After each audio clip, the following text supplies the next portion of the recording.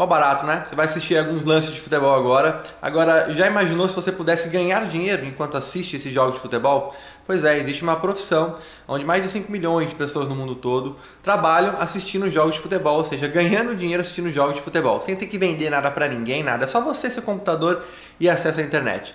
Quer saber mais como é que funciona? Clica no link aqui embaixo que eu te mostro, beleza? Grande abraço.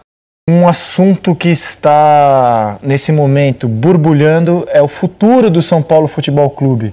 E quem traz as informações é a repórter Fabiola Andrade. Fabiola, bem-vinda ao Seleção. O que está pegando por aí? Conta pra gente. Oi, Rizek, muito prazer estar aqui de novo no Seleção. Beijo pra você, Paulo Nunes, Jader, Lino. O que dá para afirmar aqui agora é que o Jardine não é mais técnico da equipe profissional de São Paulo, não oficialmente, mas é o que está acontecendo neste momento, né? O São Paulo tenta preservar o Jardine. Como?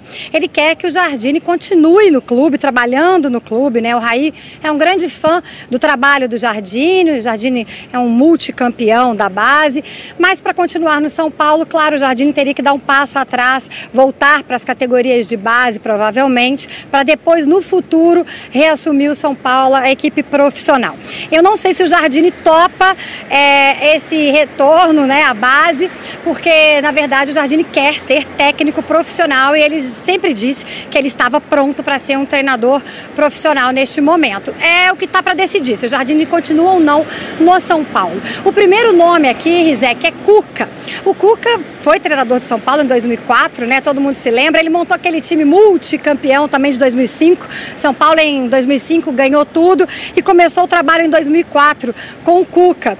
E ele é o primeiro nome. O Cuca se afastou do Santos no final do ano passado para uma cirurgia do coração e o São Paulo está conversando com o Cuca para saber as condições dele, inclusive físicas, né, de saúde, para saber se ele já tem condições de assumir uma equipe de grande porte, um grande clube neste momento e com essa pressão toda. Um São Paulo que não vence nada desde 2012, né? Aí, o Carlinhos Neves, que é o preparador físico, seria um grande intermediador aí entre o Mancini, que hoje é coordenador de futebol, e o próprio Cuca. O Cuca é muito amigo, né, do Carlinhos Neves, já trabalhou muito com ele. Então, aí o Carlinhos Neves é que faria esse meio de campo aí entre Mancini e Cuca. Caso não dê certo com o Cuca, aí a segunda opção é o técnico Osório, que também já foi treinador aqui. O Osório é amado pela torcida são paulina e ele ontem se despediu da seleção do Paraguai. Ele disse que está com problemas pessoais, particulares e se afastou da seleção. Então, o São Paulo vê aí uma oportunidade, quem sabe, do Osório também retornar aqui ao centro de treinamento. Você falou aí mais cedo, um pouquinho antes, né, de falar com o presidente do Vasco, da chateação da torcida. Teve protesto, eu estive no Morumbi ontem até 2 horas da manhã, quando começaram as reuniões entre Raí, Alexandre Pássaro, todos os dirigentes aí do futebol. E a torcida na frente, lotou ali à frente do Morumbi, Rizek, que você conhece muito bem. E chegaram até a tirar garrafas os policiais do batalhão de choque que estavam do lado de dentro do Morumbi. E chamando o time de amarelão, muito chateados com a postura dos jogadores. Você também falou disso, né? O Talheres, ele venceu o São Paulo na bola. A equipe argentina, ela foi melhor que o São Paulo em Córdoba e ontem também. Para quem achava que os argentinos vinham aqui para São Paulo para jogar com os 10 atletas na área, não foi isso que aconteceu. Os argentinos envolveram a equipe tricolor e realmente foram protagonistas e mereceram passar de fase. Inclusive teve um episódio muito legal, não sei se vocês viram aí nas redes sociais, a equipe do Talheres, eles limparam todo o vestiário do Morumbi e deixaram uma carta para o São Paulo agradecendo todo o carinho. O presidente do Talheres já tinha falado comigo ontem no Morumbi que estava encantado, como foram bem atendidos aqui com todo o carinho, e eles disseram que torcem muito pelo futuro de São Paulo, mas que o Talheres passa por um momento de reconstrução aí e que eles estão muito felizes, obviamente, de ter passado de fase. Resta agora saber quem vai segurar essa pressão aqui no São Paulo, se o Cuca topa esse desafio por causa do estado de saúde dele. E se ele não vier, vem o Osório, Rizek. Quem sabe, 2 bons nomes, né? Para poder voltar ao São Paulo, retornarem ao São Paulo, que a torcida gosta muito. Notícia, hein? Fabiola entrou aqui dando, por enquanto, a notícia do dia no futebol brasileiro, Obrigado, Fabiola. Vamos debater as suas informações aqui agora. Tendo novidade, você tem prioridade e volta aqui ao vivo no Seleção. Olha, com os números do São Paulo nesse ano, era muito difícil manter o treinador. Já era difícil manter o treinador se ele fosse o Guardiola. Imagina sendo um treinador que tem uma idade de estagiário para a função e ninguém conhecia ele até ontem. É difícil. 8 jogos, 3 vitórias, 1 empate, 4 derrotas. Esse é o São Paulo em 2019. 8 gols marcados, 7 sofridos. Um gol marcado nos últimos 6 jogos. Isso aí não é número de um time do tamanho do São Paulo. 1 gol nos últimos 6 jogos. 1 vitória nos últimos 6 jogos. É um desempenho absolutamente assustador. E diante da pressão da torcida e diante do futebol que não acontece do time, a diretoria toma a decisão de quebrar o projeto que ela tinha para esse ano. E é uma grande derrota para a diretoria de São Paulo demitir o Jardine. O grande demitido, o grande derrotado dessa história não é o Jardine, é a diretoria de São Paulo. Porque demitiram o Aguirre faltando 5 rodadas do ano passado por soberba, porque o São Paulo se achou bonzão demais para estar atrás de Palmeiras, Flamengo, Inter e Grêmio, times melhores do que o São Paulo. São Paulo foi o 5º, por um detalhe, não foi direto para a fase de grupos. E ficar atrás desses 4, para mim, historicamente, ou no momento, não é demérito, né? O time de São Paulo é para isso. 5º, 4º, 3º, na minha opinião. Aí bateu a soberba ali no Morumbi. Não, o São Paulo é time para 5º. Demitiram um treinador faltando 5 jogos, sem nenhuma, na minha opinião, questão prática, porque o Jardine assumiu e óbvio que não ia melhorar o time, não alterou a situação do São Paulo. E aí agora a diretoria se vê obrigada a reconhecer que estava errada. Porque quando você demite o treinador no qual você apostou em fevereiro, é a confissão de que você foi incompetente e tomou as decisões erradas. Então eu acho que o grande derrotado não é o Jardine, é a diretoria de São Paulo. Eu acho que estão achando o Jardine, né? Eu acho que não só a diretoria de São Paulo, no seu comandante maior, que é o Raí, o que você disse, por tudo do ano passado, por achar que o São Paulo não estava vindo bem. A decorrência, isso tudo vem de 2018, essa pressão, um treinador que vem da base, que sabe, todo mundo sabe que ele tem condições de ser treinador do São Paulo, mas hoje as costas, o que o São Paulo precisava e necessitava era de um cara que tinha força, principalmente no grupo. A gente também não pode fugir, os jogadores também são muito responsáveis pelo que está acontecendo, porque você vê dentro de campo um time, não é apático, mas um time aceitando tudo. Aceita as derrotas, vamos melhorar depois, não melhora, e vai continuando, lógico, o treinador é responsável por isso. Primeiro a direção, através do Raí, mas os jogadores também, Rizek. Os jogadores, eu acho que falta alguma coisa a mais para que eles possam ou definir o que o Jardine quer, ou assimilar aquilo que eles acham que tem que ser, porque o jogador também não pode ser afixado achando que o treinador coloca ele para fazer alguma coisa e ele tem que fazer aquilo. O jogador também é responsável dentro de campo, porque ele pode se modificar, ele pode não marcar aquele cara porque vai decidir lá na frente. Eu acho que é muito fácil colocar a culpa só numa pessoa. O São Paulo perdeu identidade, né? O São Paulo perdeu identidade como gestão e como time. E não é de hoje, a gente não está falando do ano passado com a questão aí da saída do Aguirre, que fez um trabalho, aliás, espetacular de colocar o São Paulo numa condição de representante do Brasil na Libertadores. Por tudo aquilo que o São Paulo tinha dos últimos anos, quem é que poderia imaginar o São Paulo numa Libertadores esse ano?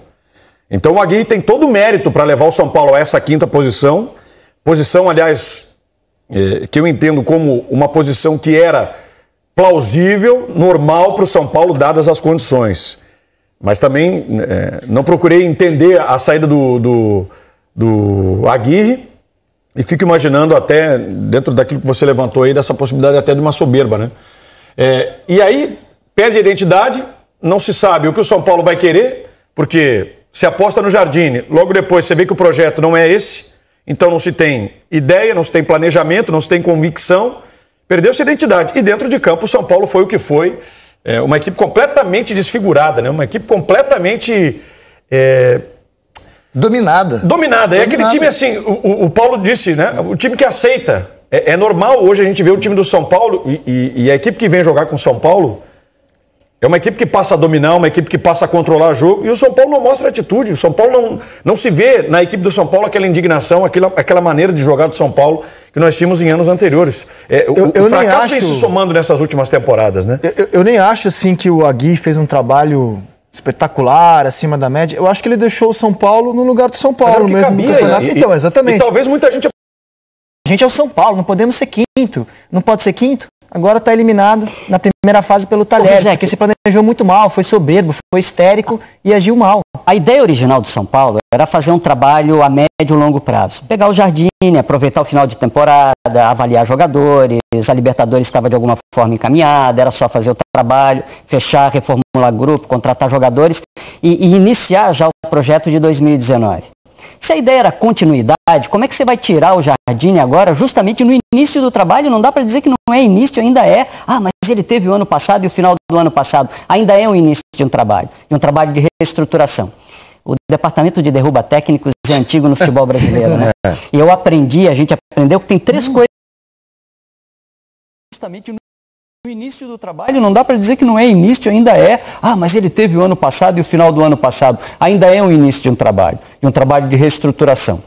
O departamento de derruba técnicos é antigo no futebol brasileiro, né? E a gente aprendeu que tem 3 coisas que derrubam técnico hoje no futebol brasileiro.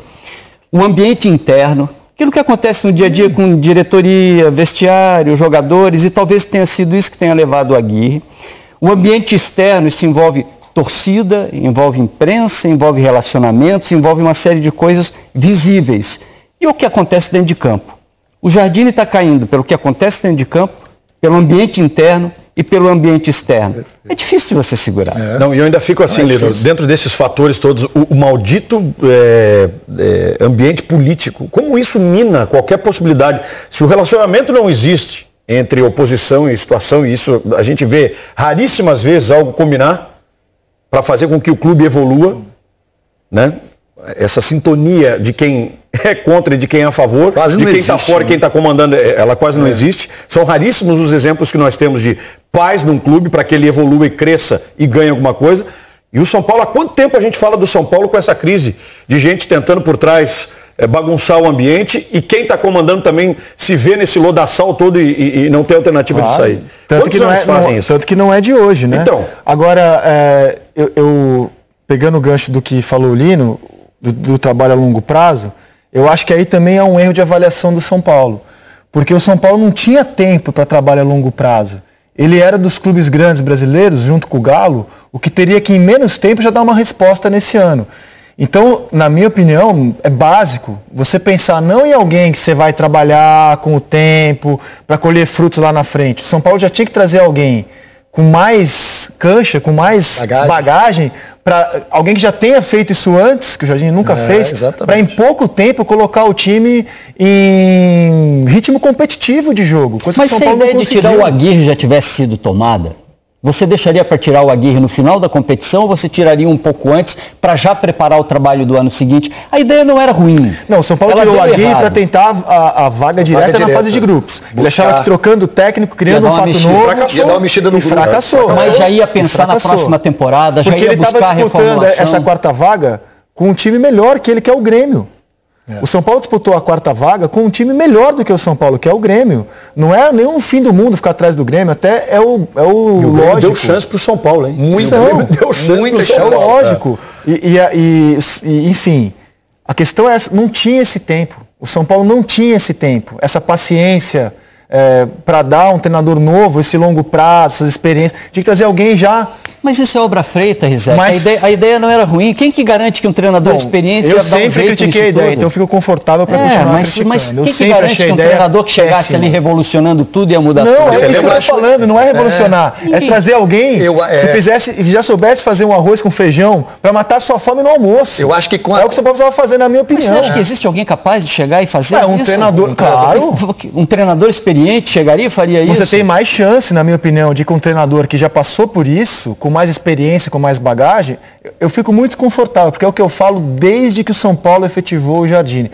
Você tem muito mais chance de com o Filipão, com o Levir. Umas opções mais conservadoras mesmo, conservadoras. A gente luta de conseguir por novas isso. ideias, Zé, mas é o que eu estou dizendo, eu acho que não era a hora, na minha opinião, de novas ideias, de ideias muito revolucionárias. Era hora de ter um bom arroz com feijão, você precisava matar a fome no almoço. Essas novas ideias, eu também concordo, só que essas novas ideias tem que vir num clube que está preparado para essas novas ideias, né? O São Paulo não estava preparado. E outra, você tira um Jardine, você coloca um Jardine que já estava lá no meio do grupo, já estava no meio do problema com o Aguirre. E aí ele sabe com quem ele pode mexer e com quem ele não pode mexer. É um problema. Porque o Aguirre, isso é notório, não foi ventilado, mas o Aguirre caiu por desavença com atletas.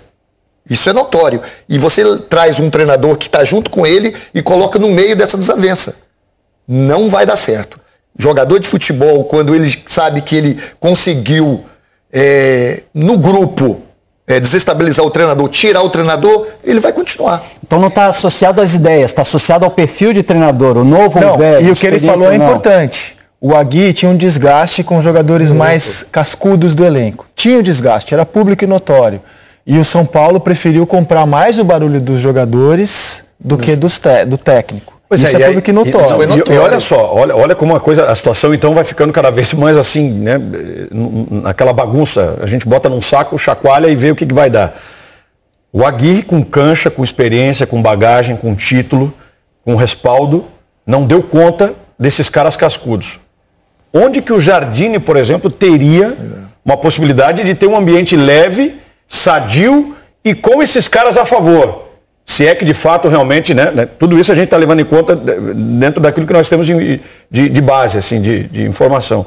Como é que o Jardine daria conta sem ter essa bagagem, esse respaldo, o currículo do Diego Aguirre? Não tem como dar certo. Sem entender também a competição que ele ia entrar. Não tem como dar certo. Porque ele está trabalhando, começa uma competição lá, vamos dar um exemplo lá, o Florida Cup. Vamos dar um exemplo básico que até hoje eu não entendi. Eu não tenho essa informação se o Hernandes machucou ou não.